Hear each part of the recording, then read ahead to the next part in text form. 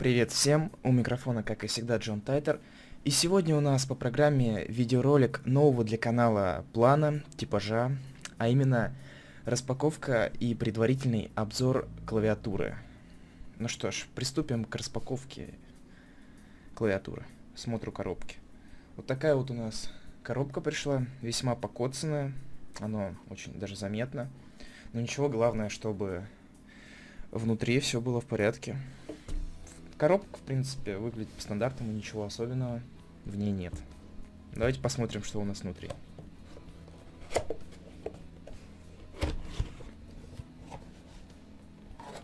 Так, внутри мы видим стандартную инструкцию. Еще какую-то бумажку полностью на китайском языке. В инструкции у нас имеется китайский, английский, японский, корейский и польский языки. Русского, конечно же, нет. Так, и самое главное у нас клавиатура. Давайте ее вытащим.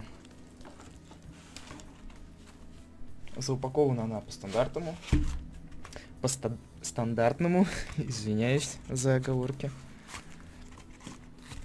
Это поролон и такой вот пакетик.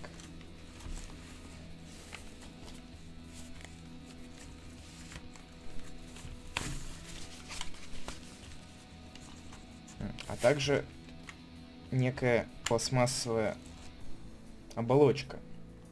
Видимо, для того, чтобы не поцарапать нижнюю часть клавиатуры.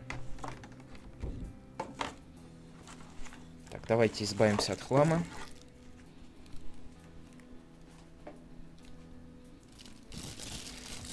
Провод у нас перекручен и заупакован в пакетик. В принципе, можно было обойтись и без этого.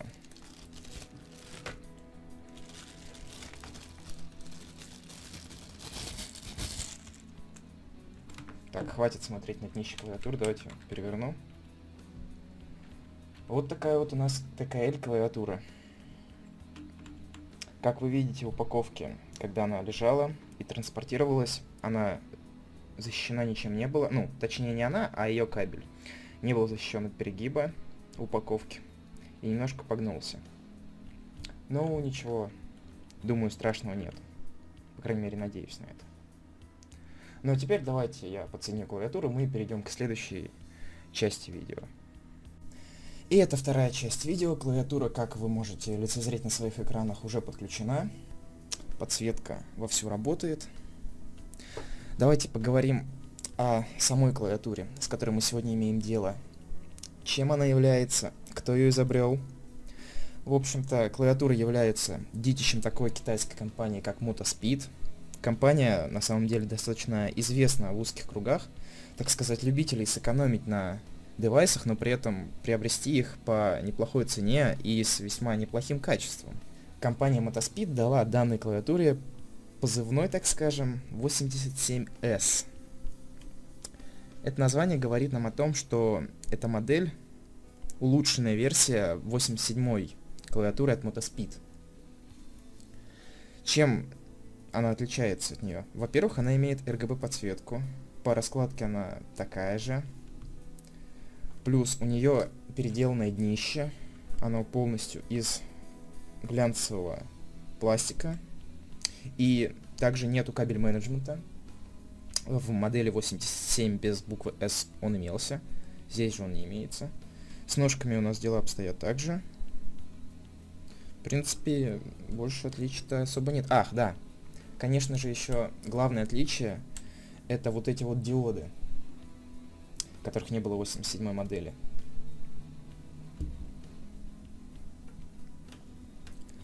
Что нам говорит разработчик о данной клавиатуре? Данная клавиатура имеет 9 пресетов своей собственной подсветки, о которых мы поговорим чуть позже. Клавиатура имеет быструю реакцию, конечно же. Все механические переключатели созданы для профессиональных игроков, а именно переключатели по тему Red, RGB версии. Вот так вот у нас выглядят кейкапы. Так, на камеру, по-моему, уже хорошо видно. это тонкий ABS пластик. Для сравнения покажу кейкап от клавиатуры GAMDS.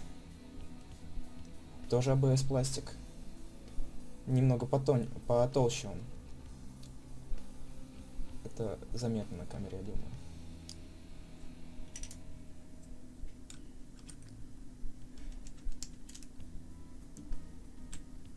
Размеры клавиатуры. Это длина клавиатуры 353 мм, ширина 120 и высота 36 мм. Вес ее 750 грамм, плюс-минус 20. Что можно сказать о переключателях? Это те же линейные реды, практически такие же, как и у именитых Cherry. Единственное, чем они отличаются, это силой нажатия в 50 грамм, тогда как у Cherry 45. Более других отличий, в принципе-то и нету. Для сведения, на том же сайте Mechanical Keyboards пак из 10 Cherry MX Red стоит 10 баксов, когда пак из 10 Old Emu Red стоит 8 баксов. Разница $2, но, по сути, при покупке клавиатуры экономия заметна, так как я забыл упомянуть, клавиатура стоит всего лишь 100... Нет, не 100. Всего лишь 44 бакса. Это весьма неплохая цена за RGB, реды. Конечно, китайские, но все же. Давайте перейдем к смотру подсветки. Подсветка у нас весьма интересная. Есть 5 пресетов на кнопках цифрового ряда. Первый пресет это FPS для шутеров, вот так вот он выглядит. Второй пресет это KF, Crossfighter, или Crossfire, как он называется. В России эта игра не особо популярна, но, видимо, китайцы от нее фанатеют. Третий пресет это Call of Duty, четвертый пресет Low, League of Legends и пятый пресет гонки, для любителей погонять на суперкарах. И все это у нас включается кнопками FN плюс цифровой ряд. Также FN и Escape делают такую функцию, как сброс подсветки. Перейдем к смотру следующей подсветки. Это FN плюс M1, совмещенная с кнопкой Insert. У нас здесь есть такая подсветка, как дыхание. Дыхание мы можем настроить любого цвета, нажав на кнопку M2, совмещенную с кнопкой Delete. Это вот белый цвет, красный, желтый, зеленый, синий и так далее. Далее у нас опять пресет гонки почему-то. И снова дыхание. Также я забыл сказать, что можно настроить скорость, если нажимать на стрелки. Ну, конечно же, и яркость. Следующий пресет это подсветка нажатой кнопки разными цветами, которую вы можете видеть. Следующий пресет это переливание волной. Также цвета настраиваются. Можно сделать разноцветные ряды кнопок. Следующий пресет это такая вот змейка, которая переливается разными цветами, когда бежит по диагонали. Она также настраивается, можно сделать для нее один цвет или несколько, как изначально. Следующий пресет это такие вот ударные волны. Они также настраиваются, можно сделать ударные волны одного цвета. Смотрите, как интересно это выглядит.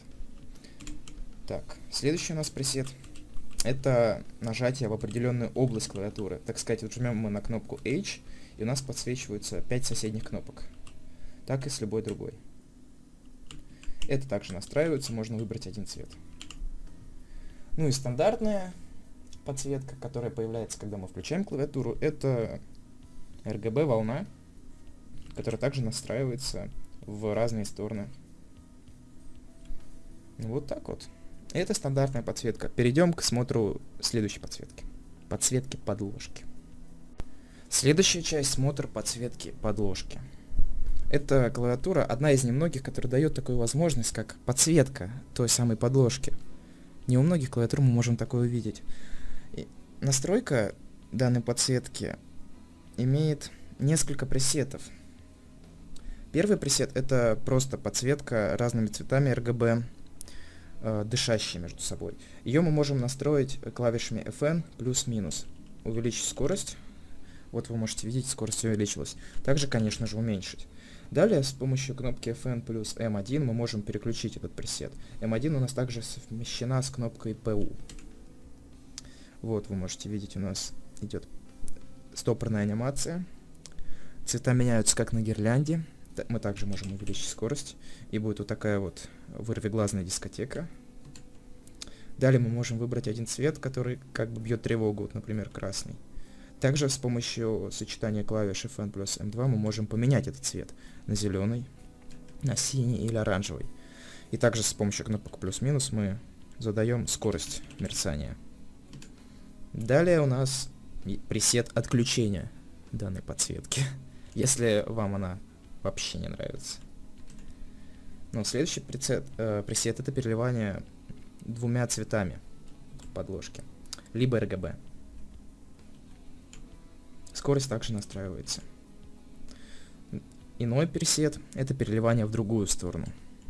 Ну и мы вернулись к RGB. Вот такие вот функции подсветки. А теперь давайте перейдем к тайпингу.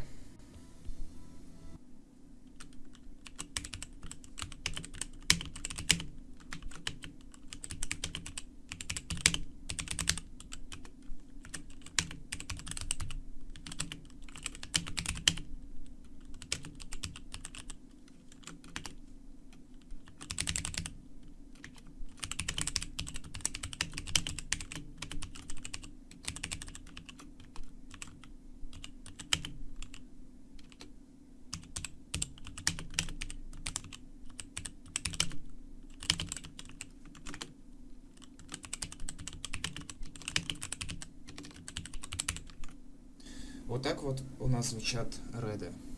Для сравнения давайте послушаем клавиатуру на Cherry MX Blue от компании Gamdee с модели Hermes.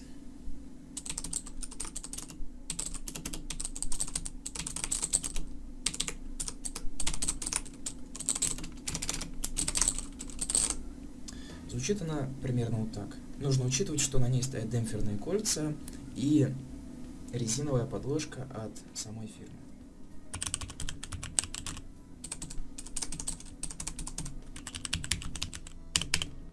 Как вы могли слышать, клавиатура на Cherry MX Blue звучит весьма тише, потому что у нее имеется подложка и демпферные кольца, тогда как у клавиатуры на OTEMU Red этого нету.